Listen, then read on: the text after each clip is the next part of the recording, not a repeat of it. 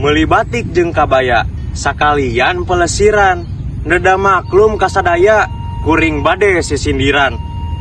Peuting-peuting heuras anginna. Assalamualaikum sadayana. Assalamualaikum warahmatullahi wabarakatuh. Sampurasun. Bismillahirrahmanirrahim. Alhamdulillahirabbil alamin. Wassalatu wassalamu ala asyrafil anbiya'i wal mursalin Sayyidina Muhammadin wa ala alihi wasahbi ajmain.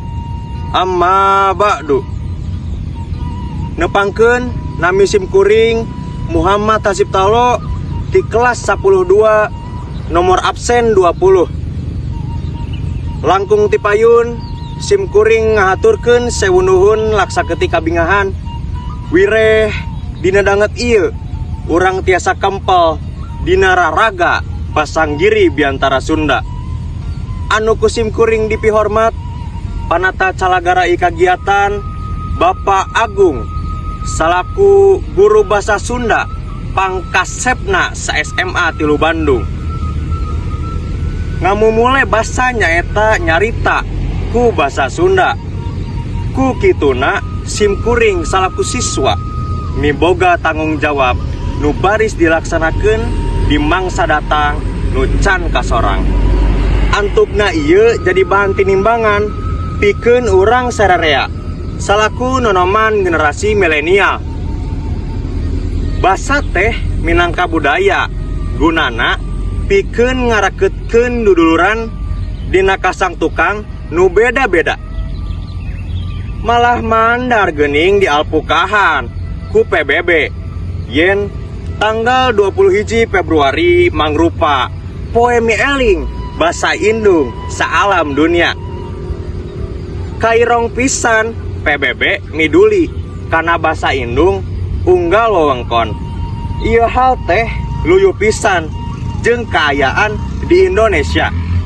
Masyarakatna miboga kasang tukang nu eueuh pisan. Tangtu basana oge rupa-rupa. Jalaran kitu penting pisan diajar basa teh me bisa ngegelan zaman.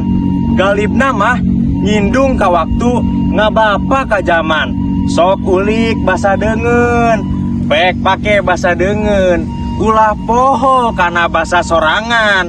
Sabab bangsa nu kuat nyaeta bangsa nu hormat kana basa jeung budayana. Henteu saeutik generasi ayeuna era nyarita ku basa Sunda. Omo Karawang mah kawentar pisan intonasina heuras. Keun antep bapak-bapak, ibu-ibu, engke oge mekar sorangan. Carek nu kasarna beberkeun. Laun-laun oge baris nambahan pangaweuruh ka basaana ngaliwatan lingkungan ulinna.